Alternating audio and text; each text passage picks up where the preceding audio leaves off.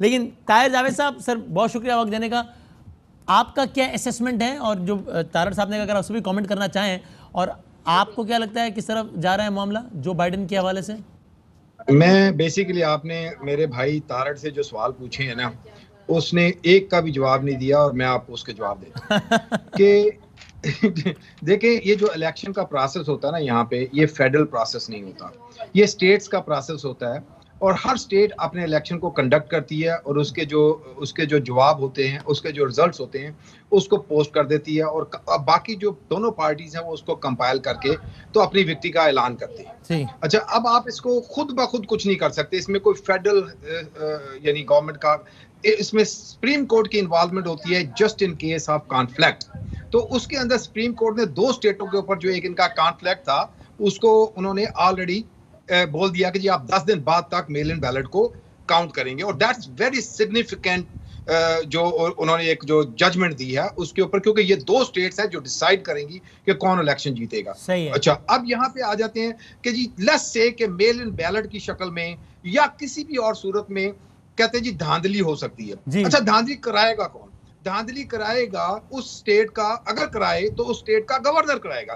अच्छा, अब टेक्सास के अंदर गवर्नर इनका है, और ये इनकी स्टेट है जो इनको जीतनी चाहिए। अब इनका गवर्नर हमारे लिए धांधली करा के इनको तो नहीं हराएगा। इसी तरह जो इनके डाई हार्ट स्टेट्स हैं उसके अंदर हम जाके कैसे धांधली कर सकते हैं, वो तो इनके गवर्नर्स के कंट्रोल में है। अच्छा, अब जब रहेगी दूसरी चीजें, जो डेमोक्रेट साइड के गवर्नर्स होंगे, अच्छा वहां ये वैसे ही इलेक्शन हारे थे, इनको घर बैठ के शोर मचाने की जरूरत ही कोई नहीं है। जो कहते हैं एड़ियां रगड़ रहे हैं और जमीन पे अपने आप को घसीट रहे हैं, सामान उठा उठा के जमीन पे फेंक रहे हैं, उसकी कोई जरूरत नहीं है। वहां तो आपने पहले भी इलेक्शन लड़ना था। End of the day 4 swing states हैं, वहां पे 2 का सुप्रीम कोर्ट ने इंटरवीन कर दिया है। उसके बाद बाकी जो हैं, मैं कहता हूं आपके सामने ये जो बड़ी बड़ी बढ़के हमने देखी है ना कि ये होगा और वो होगा, ये कुछ भी नहीं होगा। 65% ऑफ 100 मिलियन वोट्स जो हैं वो साइंटिफिकली डाटा है, जो डाटा स्टेट्स ने प्रोवाइड किया है। जैसे फ्लोरिडा स्टेट है ना, उसके अंदर अगर आप रजिस्टर्ड डेमोक्रेट हैं तो आप सिर्फ डेमोक्रेट को वोट डाल सकते हैं। अगर आप रिपब्लिकन को डालेंगे, आपको वोट को चेंज नहीं करने दिया जाता। इस तरह बहुत सारी स्टेट्स के अंदर आप जब रजिस्टर्ड वोटर बनते हैं तो आप अपनी पार्टी का नाम देके बनते हैं। उस डाटा से हमें यह पता चल जाता है कि कितने Democrat voters came out and voted और कितने Republican voters came out and voted. उसके हिसाब से 65% जो वोटर जिन्होंने वोट डाल दिया है वो डेमोक्रेट वोटर है। अब अगर किसी डेमोक्रेट लेकिन पोलिंग डे पर यानी कि आज बड़ी तादाद में डोनाल्ड ट्रंप की हामी निकलकर इसको आउट नंबर भी तो कर सकते हैं ना?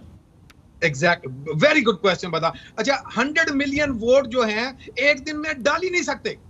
आप ये देखें ना कि आपके पास वही एक 8-9 घंटे का स्पैम है, तो कोरोना की वजह से लाइनें आपने स्प्रेड आउट करनी है, तो वहां पे अच्छा, और मैक्सिमम वोट जो इलेक्शन डे पे कभी भी पड़ा है जब बहुत ज्यादा गहमा गहमी थी तो 70 मिलियन वोट पड़ा है जी। ठीक है। अच्छा, 70 मिलियन अगर पड़ भी जाता है, उस 70 मिलियन का 60% डोनाल्ड ट्रंप को, 65% डोनाल्ड ट्रंप को चला भी जाता है, तो 100 मिलियन का 65% हमारे पास है, 70 मिलियन का 65% उसके पास चला जाएगा, तो भी ये इलेक्शन। लेकिन ताहिर भाई, ये जो आप ताहिर साहब ये जो आप कैलकुलेशन कर रहे हैं, ये तो पॉपुलर वोट की बुनियाद पर कैलकुलेशन हो गया ना। तो इस बुनियाद पर तो हिलरी को पिछले इलेक्शन में 2.8 मिलियन वोट ज्यादा पड़ा था ट्रंप से, लेकिन इलेक्टोरल कॉलेज किस पे हार गई वो। तो ये तो जो हम कैलकुलेट कोई भी कर सकता है सब वो पॉपुलर वोट का कर सकता है, ना कि इलेक्टोरल कॉलेज का इतना आसानी से कर सकता है, isn't it?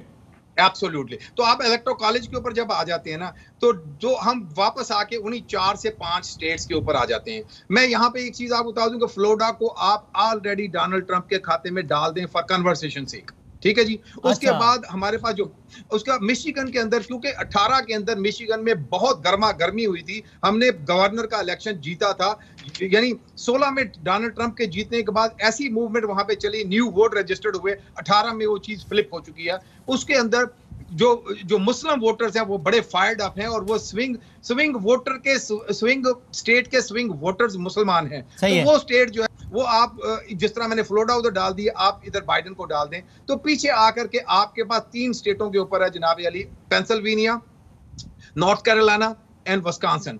अच्छा, अब 3 स्टेटों के अंदर, अब जब आप इस सारी चीजों को बाद में देखते हैं ना, तो डोनाल्ड ट्रंप साहब को इन तीनों स्टेटों को जीतना पड़ेगा इलेक्शन जीतने के लिए। अच्छा, ठीक है। और बाइडेन को सिर्फ एक स्टेट जीतनी है इलेक्शन। ताहिर साहब, आपकी गुफ्तगू से तो ये लग रहा है कि बस मतलब आपको तो अभी when you will feel sleepy तो आप सो जाएंगे आराम से, ताकि आपको पता ही है कि बस गेम तो ओवर हो गई, जीत गए हम, बात कहानी खत्म हो गई बस। नहीं, आप मेरी बात, आपको मेरी बातों से भी लग रहा होगा, आपको मेरे भाई तारड़ की फ्रस्ट्रेशन से भी लग रहा होगा। तो ये दोनों ये आपको वो कह रहे हैं उनके चेहरे का इत्मीनान और आपकी गुफ्तगू की तलखी और तुर्शी जो है वही बहुत कुछ बता रही है।